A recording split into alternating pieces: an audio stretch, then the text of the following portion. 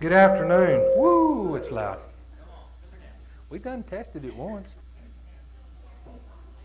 Let's all stand. Let's take our hymnals. Turn to page 3. Worthy of worship. Page all the way to page 3. And we're going to sing all 3 verses.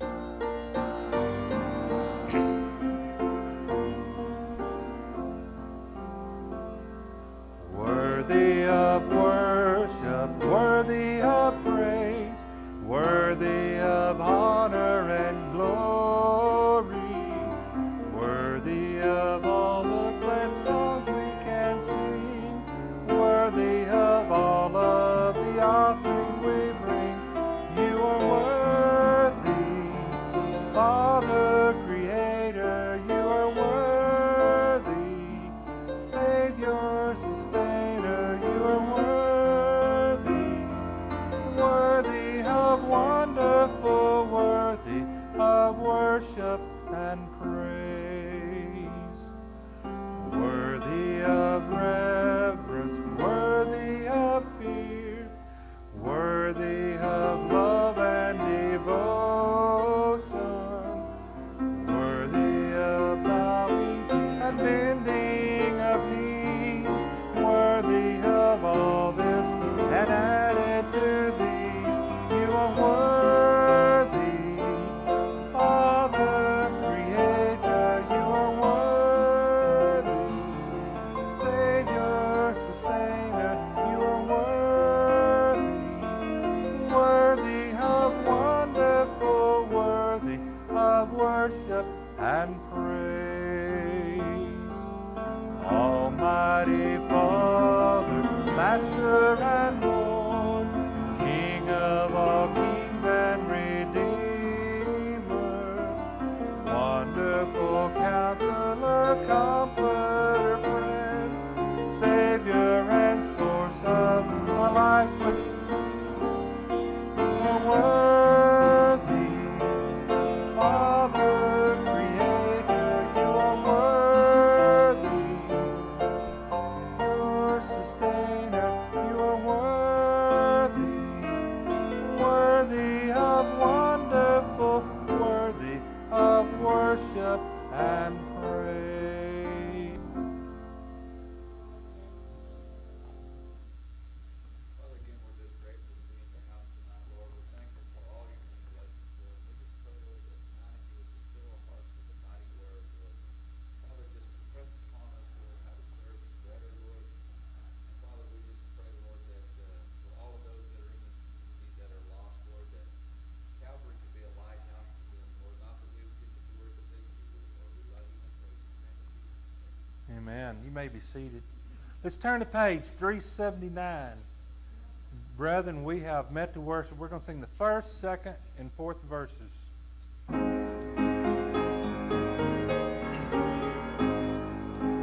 Brethren, we have met to worship and adore the Lord our God. Will you pray with all your power while we try to preach the word? All is vain unless the Spirit of the Holy One comes down. Brethren, pray and holy manna would be showered all around. Brethren, see poor sinners round you slumber.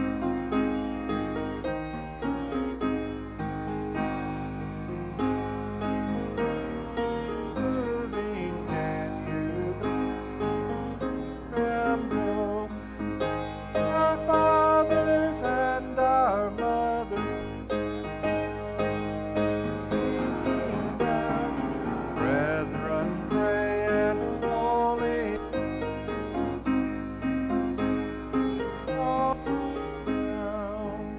Let us love our God supremely. Let's love each other too. Let's love and pray for sinners till God makes all things new. Then He'll call us home to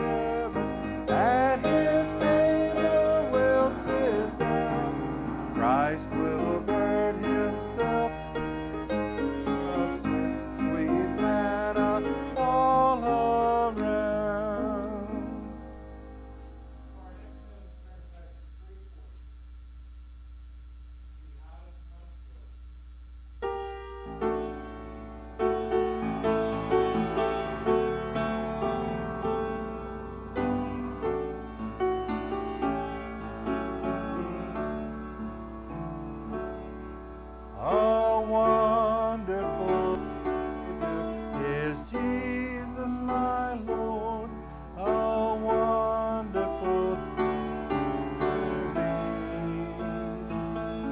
He hideth my soul in the cleft of the rock, where rivers of pleasure I see.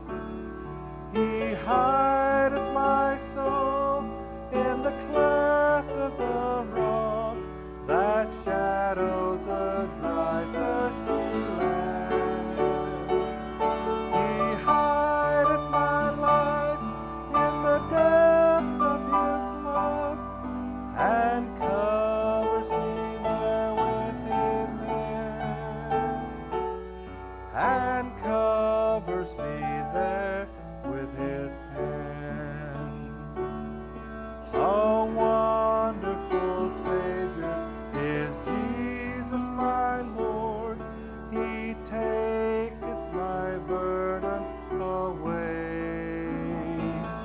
He holdeth me up, and I shall not be moved. He giveth me strength, that's my day. He hideth my soul in the cleft of the rock, that shadows a dry, thirsty land. He hideth my life in the depth of His love, and covers me there with His hand, and covers me there with His hand. Verse 4. When clothed in His brightness, transported I rise to meet Him in clouds of the sky. His perfect salvation, His wonderful love, I'll shout with the millions on. He hideth my soul in the cleft of the rock, that shadows a dry, thirsty land. He in the depth of His covers me there with His hand, and covers His hand. For our last hymn, let's turn to page 149, Blessed Redeemer. Page 149. We'll sing all three verses.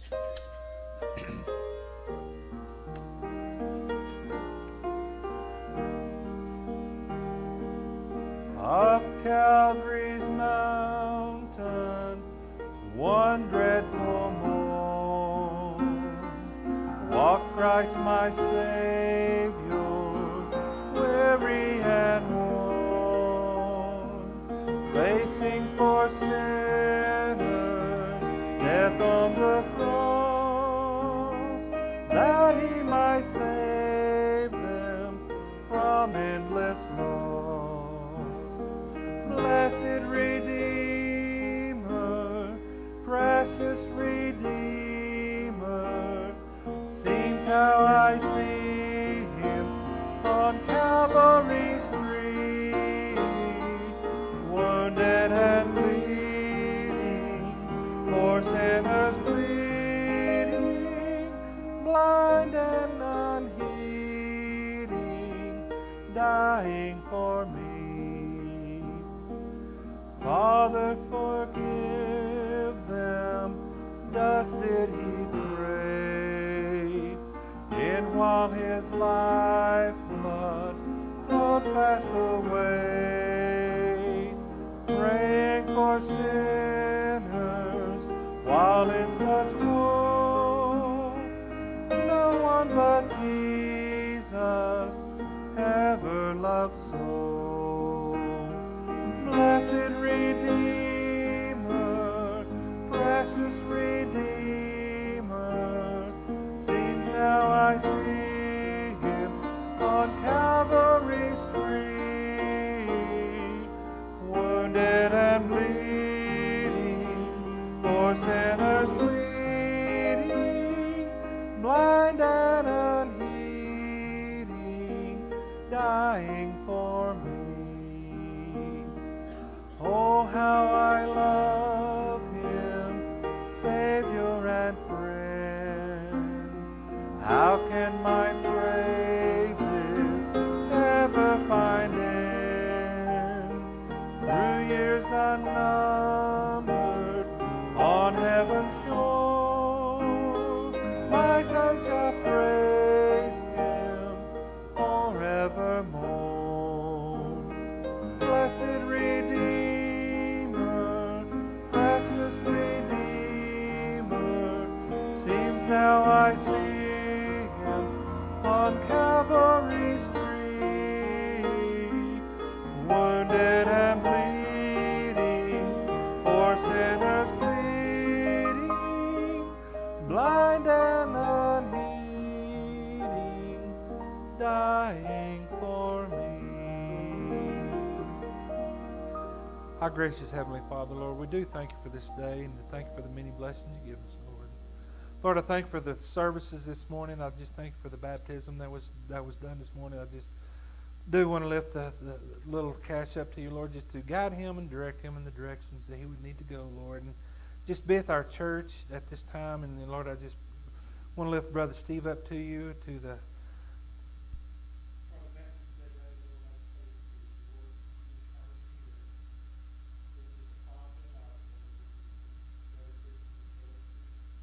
in Jesus' name pray.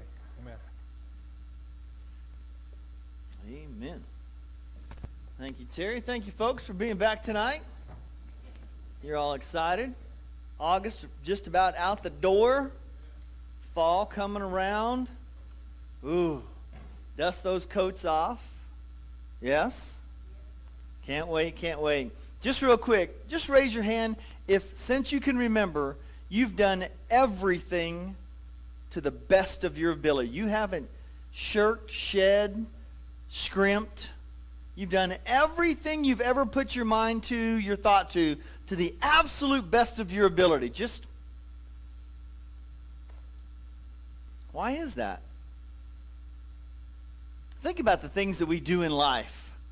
And anybody ever, and this is, I can't believe this church would ever, anybody ever get up in the morning and say you've made the bed by just throwing the blankets over the bed? That's made. No, it's not.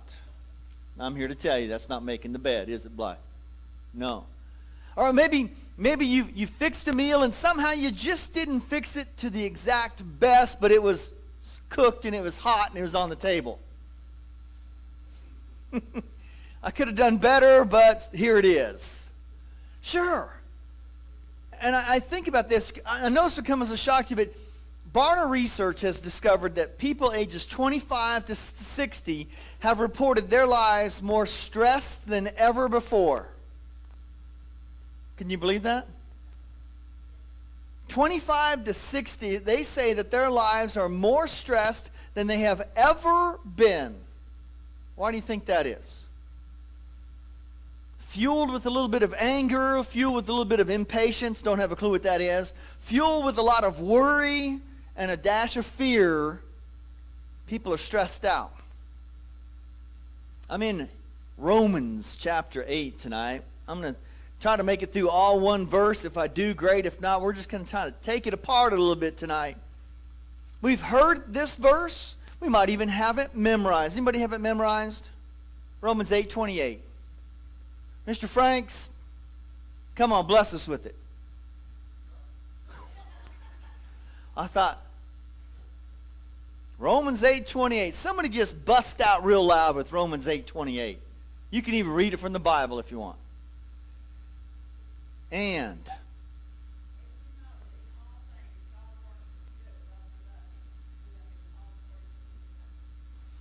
we know. And we know. So there's no excuse why you didn't do it, because you know. And we know that God works in all things for the good. Now, how many times have we come up with, well, I don't know, man. I can't believe that. There's nothing good can come from this. Even in our Brownfield Gazette paper, I can say this because Russ ain't there no more. Too Little, Too Late was the title. Talking about the rain. How can you say rain is too little and too late whenever it comes? It comes. Because in all things, God works for the good. Even 9/11, God worked for the good in 9/11. Look, we're at 15 years later. People say, well, I haven't seen no change. Just go to an airport. There's some change there. God works for the good. And yet we are more stressed out, more worry-filled, more angry than we've ever been because of the circumstances in our lives, and we can't see no good happening. It's kind of like the little boy, he got on the airplane, he was old enough to fly, and he was just kind of had his little stuff all spread out and had the tray table down. He was working on his Sunday school lesson that the teacher gave him, and the older gentleman came and sat down by him. So just to provoke him, the older gentleman said, well, boy, I see you're working on your Sunday school lesson. I'll give you $1. If you can tell me something God can do, I'll give you $1. That boy thought for a minute and goes, well, sir, if you can tell me something God can't do, I'll give you $10. You know, and so many times we'd be scared, we'd be trembling if somebody approached us and somehow interjected some comment about our faith. Tell me why you're a Christian. Tell me why'd you bring the Bible. Why are you reading the Bible? Why are you starting your Sunday school lesson? Why are you reading a Christian book? All of a sudden we kind of get defensive and we start stepping back. Well, I want to learn more about God. That's why I'm reading the Bible. That's why I'm reading a Christian book. That's why I'm doing my Christian crossword puzzle. That's why I'm making some kind of hook and ladder thing, making it in the shape of a cross. And that's why I'm drawing a picture of Jesus. I don't care what you ask me. I want to learn more about the one I say I want to be with forever. Because in all things God works, and even in the difficult things, in the struggle, in health. As I get older, I appreciate health more. Now, do I eat healthy? I think I do. I don't, but I think I do. I know chocolate is somewhat healthy. I know vegetables I'm told are healthy. I take my pill. I take my blood pressure meds. I try to exercise. I try to stay calm. Goose fraba. I'm a leaf on the wind. Whatever you want to say, but sometimes get a little wound up. Even this morning, first service, I actually had to tell myself to calm down. I was wound up. I was just a little bit ahead of the game there, and I was just kind of in front of my words, and I had to calm down. But yet in all things, even me stumbling and stuttering, God's still going to work for the good. And so many times in our lives, we keep on forgetting that there is one thing God can't do. John and I realized this, and he wrote it down. God can't fail. He cannot fail. And so you might catch somebody on that trivial question. I know something God can't do. God can't fail. And in all things, in devastation, in floods, in fires, in natural disasters, in national politics, with the presidential election coming up, I promise you, God in all things works for the good. We just got to believe that. We have to believe that. Because it starts out in, well, I take it back. We start back here in verse 28. And we know. And we know. Has anybody ever come up and asked you? I'll just confess now, I'm the world's worst at names. Anybody ever do that? My next door neighbor's name is John, and for whatever reason, I thought he was a Joe. Hey, Joe, what's up? What's happening? Joe, good to see you, Joe. Until just about 2 weeks ago, his wife come out, and we're talking. I said, where's Joe at? She goes, you mean John? I'm like, well, did you get divorced and marry John? I was talking about Joe. No, his name's John. Always been John. So when John shows up, like, hey, John, how you doing? Good to see you, John. I must have said John 50 times just to make up for the whole year of Joe. I felt terrible, but somehow, even in that mistake, God's going to work for the good, because sometimes we're embarrassed to kind of straighten somebody up, aren't we? We're embarrassed. Hey, didn't you know that was wrong? I know, let me tell you, some people are not embarrassed to tell me when I make a mistake. They are not embarrassed. Oh, by the way, Steve, did you mispronounce? Oh, by the way. Yeah, I know, I got that. I did. I was the first one to catch it. Now, thank you for being bold enough to tell me. And we know this. There's a lot of things that we do know. Let me just say this as a shocker. There's a lot of things we don't know. Now, if I was to walk over to the piano beside Cherie getting her stick out and coming after me, I could attempt to put my fingers on the keys, but you know instantly when I press down, I don't know how to play the piano. Now, I can act like it, I can even look like it, I can dress it, but when you tell me play, you'll find out quick I can't. The question I ask you, and we know this, do others know that you are a blood-bought, spirit-filled believer in Jesus Christ, other than maybe the Christian ring or the cross or the pocket whatever that you carry? Do they know it by the life that you live, by the stand that you take, that it's on the rock of Jesus Christ, that he's building within you the kingdom that he wants you to come into and inherit? Do others know this? I made a specific comment the other day. I was in Discount Tire, Christian music playing, and I made a specific point. I said, hey guys, thanks for the good music. Because seldom do you go to a public place and hear Christian music playing. Seldom. And I think too many times we just take it for granted. Oh, that's nice. Just like prayer in the school, that's nice, until it's gone by one person. One person has the power. We have the power. We just don't implement that power. And we know this. In all things, God works. He didn't say he's working fast. He didn't say he was expediting things. He just said he's working. Lately, there's been some serious issues with people in health and circumstances and just a lot of prayer coming up. We've got a good friend named Terry Duncan, and he's up in the hospital in Lubbock, and they can't figure out. First it was maybe the kidneys, no. Then it was low blood pressure, no. Then it might have been environment, no. Then it, spinal tap, no. And now the doctor said, this is the phrase that I read in Kim's text, this is just bizarre. Well, that's what you want to hear from your doctor. This is just bizarre. Well, I just say, hey, in all things, God's working. They ruled out what it's not, so that's a good thing. We just got to find out what it is. You know, there's a lot of times in our kids. I used to be a teenager a few years ago.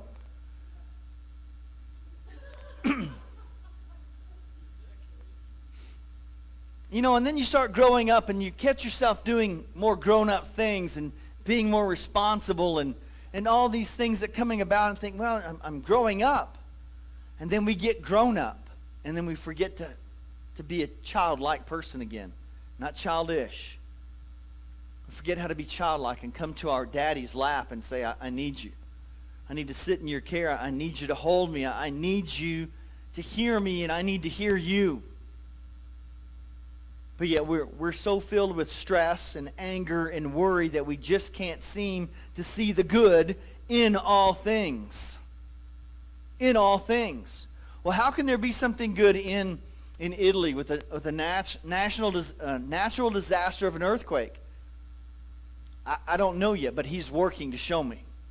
He's working to show me how through a disaster and destruction that he's there. He's working to show me that maybe we need to pray for not just our small group, but our big group as well. And somehow show the world that God is in Italy as much as he's in Brownfield, Texas. This is what really was sticking on my heart and in my head was asked after the biker breakfast, and we did some window work and cleaning up around the house. Then this gentleman came up to me and looked me in the eye and he said, "What's next?"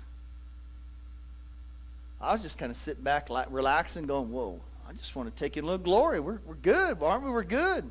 What's next?" Wow, that kind of took my breath away. You're right. There needs to be a next, because in all things God works. Works is an action word. It's a doing word. What is Calvary Baptist Church doing for the next work? A lot of times we're scared. Well, I don't want to come to men's breakfast no more. Steve had a work project last time. He fooled us. Golly gee. In all things, God works. This is where we're at, church. We need to continue to look at the next working project. Maybe it's just a work in me. Maybe I need to find, instead of 15 minutes of quiet time, I need to find 30 minutes of quiet time. I need to shut the phone off, unplug the phone, turn out the lights, get a candle, find a corner somewhere and say, unavailable. What about you? Could you expand your time with the Lord just a little bit more? Because a lot of times I hear that I'm just too stressed out, Steve. I'm up here. I'm over my limit. I'm maxed out. I can't add one more thing. Then we start evaluating what your things are. And somewhere along that journey of amassing things, you kicked God out way, way back. But in all things, God works as He wants to bring you back to Him. And it might be through an illness. It might be through somebody in the family becoming ill. It might be through a 2 a.m. phone call. I need you. And you start really reevaluating how special, precious life is. There is only one life to live. This is it. The other is the eternal life. And so many times in our lives, we are told by the Bible, if you'll just cast your cares on me. But a lot of times we do that. We get that fishing pole and we tie our cares and we cast them and then we reel them back in. I go and take them all back. But I cast them on Him for a minute. It felt so good to get rid of those cares. Oh, I felt so much lighter and freer. But then Satan came up and that little hisping voice of his, reel them back. Okay. He never says reel them back. It says cast your cares, your burdens on me. I'll take care of them if you'll just give me the chance. I'll put in its place something that is healthy for you, something that is good for you, if you'll just give me the bad stuff.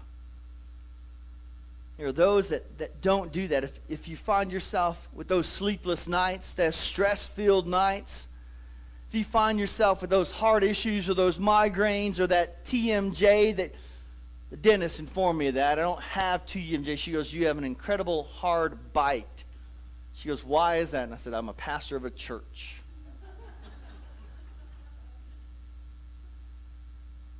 But you know, that too can lead to heart disease, heart attacks, stress, strokes. Because in all things, God works. And it is not our responsibility to be God's supervisor. Hey, God, I think you're slowing up. Hey, God, didn't you hear me the first time? I needed X, Y, and Z, and you're way back down here on elemental P. Come on, step it up, God. I'm in a hurry. He does not need a supervisor. He created this world without you, and He can take you out of this world, and it'll still be going on. And we've got to know that He is doing the things that pleases Him, that brings better lives to us if we'll just let Him work in our lives. If we'll just be patient, be still, and listen, of which I have no clue what those are.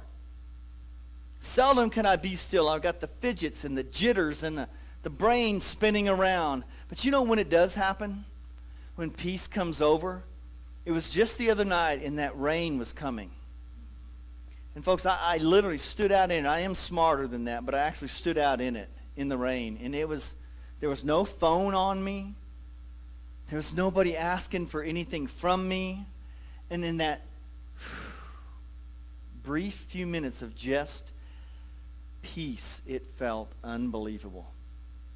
That for that brief moment, just me and God, as I stood there and listened to each and every glorious word of God dropping down from the heavenlies, He was just reminding me, Steve, if you'll just learn to be still, this peace can come over you much more often.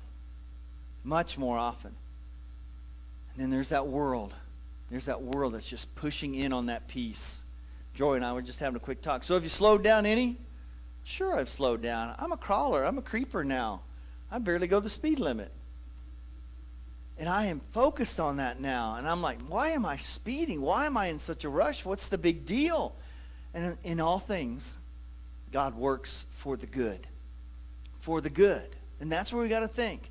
In all things, God works for the good of those who love Him. Oh, I love Jesus. Yes, I do. I love Jesus. How about you? Sure we do. There's not a one of us who isn't a believer in Jesus Christ and says, well, I'm kind of in the like mood. He hasn't been too good to me lately, so I've kind of backed off. No. We are madly in love, but more so, He is madly in love with us. And in that relationship, He desires us to come to Him more often than ever before. Than ever before. We've got kids going to new campuses that need to be prayed over more than ever before. We've got teachers on new campuses that need to be prayed for. We've got more challenges that we've ever had, and so many people are like, well, we'll never overcome that. Well, we never will with that attitude. When we quit working, and we quit remembering that in all things God's working, then we need to be working as well. I am reminded of 9/11 as it's coming up at the anniversary of 15 years, but I will never forget this humongous pile of rubble. And I saw this one guy, and you know what he had as he was removing the rubble? A 5-gallon bucket. And he would bend over and scoop up debris. He would turn around and he would walk down this pile and dump it. And he would walk back with a 5, and you people are like, that'll never be. But you know what he did? Other guys got 5-gallon buckets, and they got a chain, and they got things moving, and debris was moved. And you know what? People are like, well, I would have never done that. You're right. You probably wouldn't have. But thank God for the people and the passion who did. I'm going to pick up that 5-gallon bucket. I'm going to scoop up that debris. I'm going to get it out of the way. You know, my vision is at Calvary Baptist Church next summer, we have a picnic playground area. That's my vision. If that's not your vision, I understand that. But please understand, that's just my vision. But if we don't have a vision here for going and growing, then we will die. Period. It's a fact. We've got to have a vision for reaching out for Jesus Christ. And if it's building a playground that'll bring a family with kids, that'll plant them over there and go, wow, this is amazing, then we'll do it. Or if we'll have to paint a wall or hang a rope from the ceiling and they can swing out of the old AV room down in here, we probably won't do that, but it's a good thought. But we've got to have a vision. If you're in Sunday school and you're like, well, where's everybody out? Man, just keep on pounding away, keep on writing those, keep on texting. Sooner or later, you're going to crack through. But if we just stop and go, that's enough, then we ought to rewrite this. In most of the things, God works. Sometimes. It doesn't say that. And we know that in all things, God works for the good of those who love him. Of those who love him, who have been called according to his purpose. That's what we have to remember. Called according to his purpose. A lot of times the things that are in my heart and in my head feel good when I kind of get them out. It's called confession. And if I've wronged you, I come to you and I say, man, please forgive me. If you wrong me, then you need to come to me. If we've wronged God, then we need to go to God and confess and get that off. You know, John mentioned this morning, this coming Friday is the First Coffee House. And there's some rumblings or stuff like, well, man, those kids, they run around and they spill. You know what they do? But the other 8 months or 9 months or 10 months or however long that there isn't a coffee house, you know what? There are spills too. And there are kids that run around outside a coffee house. So, you know what? The alternative is close the doors, put a lock on it, and put us down there as a country club church, Sunday only. I'd rather be his house open every day than your house or my house open on Sunday. Because I believe that's what he wants us to do. Open his house to all who want to come and seek, and maybe, without a doubt, maybe somebody will hear about Jesus. They'll see, they'll sense, they'll feel that somebody will touch them. Somebody show them a little love. Hey, come here. It's good to see you. Oh, no doubt. There's an entity out there called the devil, and he seeks to bring hell up. But as I said last week, it's time for us to raise heaven. And heaven wins over hell every time. Every single time, and that's where we're at. We've got to learn that in all things God works for the good, even in that rambunctious child who is the first time kind of out of the nest and trying to flap the wings and go, yeah! Okay, simmer down. We don't yeah right here. Okay, we got food up here and games down there and no smooching, right? And so those are some of the rules, Russ. But we've got to remember. And sometimes we like to, well, I forgot. Anybody ever forget anything this past week? Just, you forgot one thing. Not 10 things, something slipped your mind. Sure. A lot of times it just slipped your mind. There's so many things going on, and you're trying to pile it all up, and one of them slipped off. Oh, by the way, did you forget? Yep, sure did. We go grocery shopping and got a list. And by the time we get home, there's another list. Because you're unloading, like, oh, I can't believe, Of course, we didn't forget the chocolate syrup. I've been out for 3 days, and I got 2 jugs of that now, and I'm loaded up.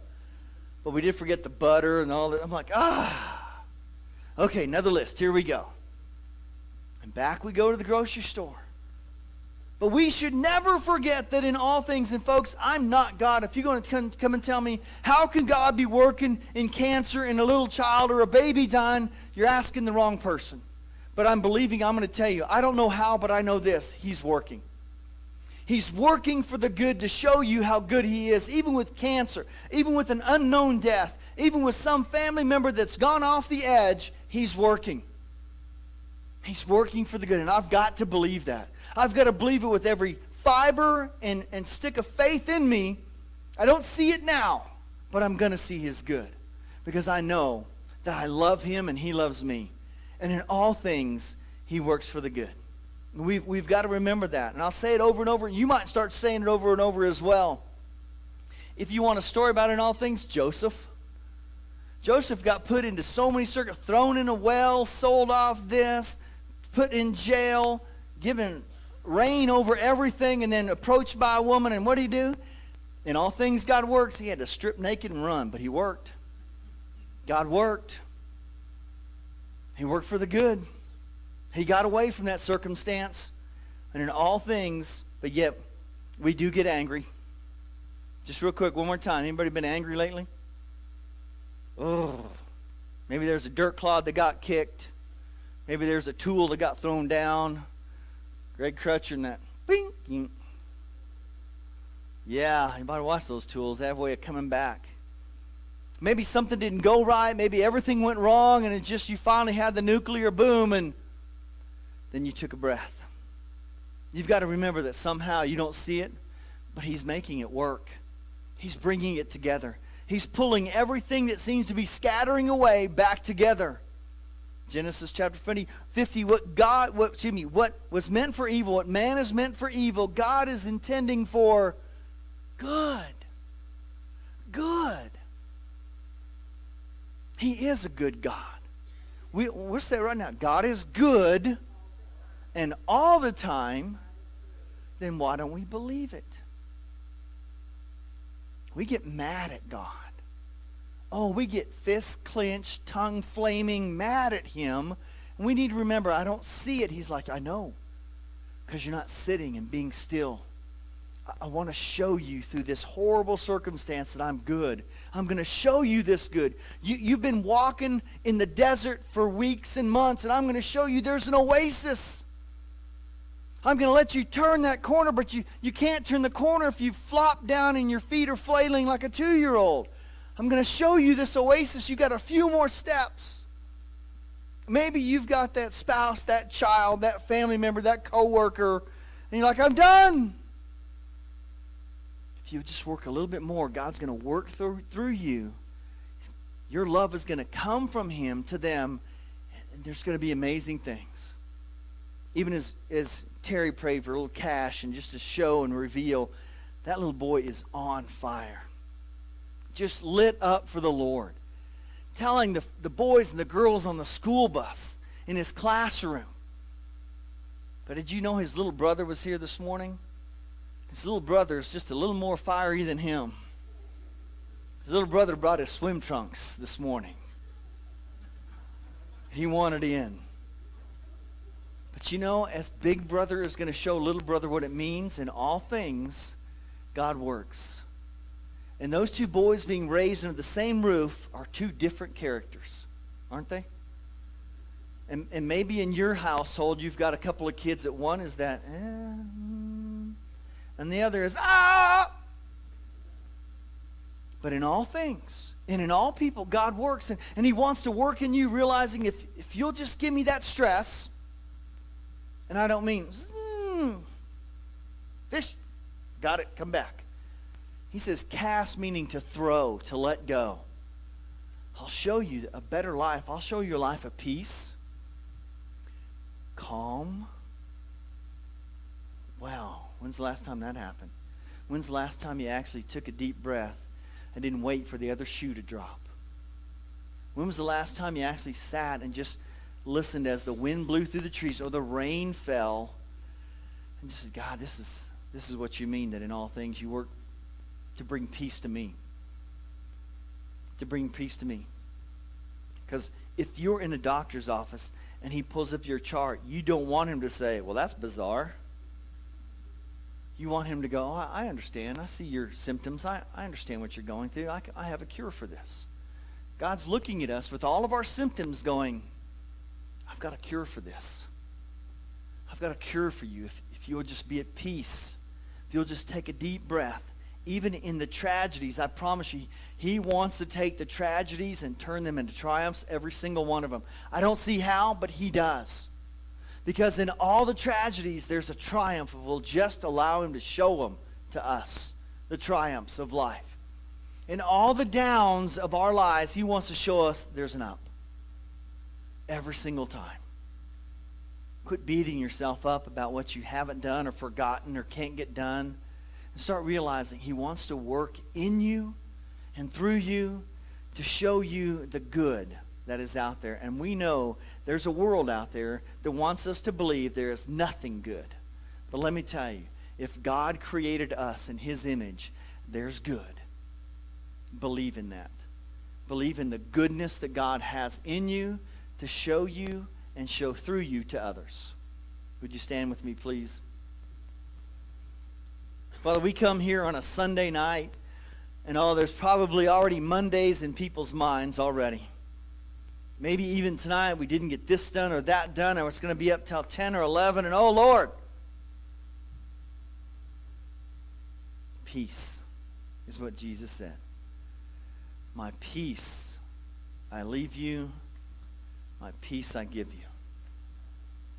Even in the quiet of this moment, Father, as the air conditions run, and that peace is something that many of us are avoiding, evading even. May your peace flow over us, Father.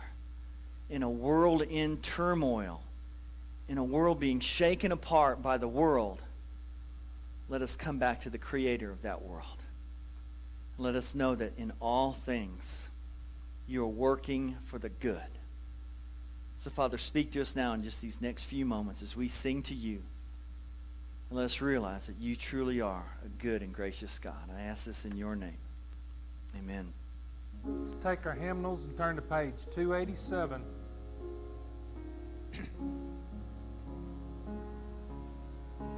Take my life, lead me, Lord.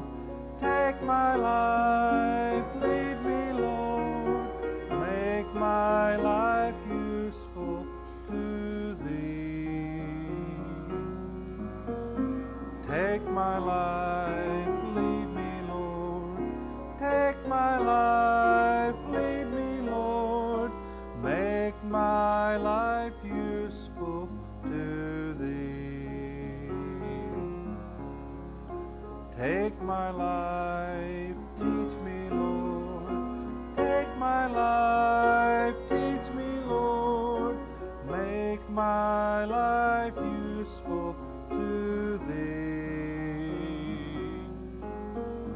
Take my life, teach me, Lord. Take my life, teach me, Lord. Make my life useful to thee. Perfect song to close with. Take my life and teach me, Lord. Teach me the goodness that you have for me. Even in the suffering that I see, show me the goodness out there. And if we will start magnifying the goodness that he shows us to others, they too will see how good a God he is. Even tonight as you go home and you might think you don't have what you need, thank God for the good things he has given you. There's a lot going on. I want to thank every one of you. I heard so many comments. There's a few cards at the Welcome Center about the blessing baskets. We're truly a blessing to many, many campuses. And so that's one thing of Calvary. But if you have something on your heart for the next thing, please speak about it. Get somebody together. Let's go and do. It can't just be a seasonal thing. There's many, many things to do around here. Right around the corner, Fall Festival is coming up. Behind that, community-wide Thanksgiving meal, and then Christmas. So lots going on. I think we're pulling out Christmas trees tomorrow, as a matter of fact. Oh, boy. Just Just kidding. With the fall decorations coming out, harvest. Next journey, as we start September, next Sunday, we're talking about the harvest. So be prepared for that. Be in prayer for our farmers, all of our workers that are out there harvesting right now. Lots going on, lots for us to do. The challenge is if we'll go out there and do it. Terry? Let's turn to page 174, In the Name of the Lord. Let's join hands. There is strength in the name of the Lord. There is power in the name of the Lord. There is hope in the name of the Lord. Blessed is he who comes in the name of the Lord. Y'all have a good week.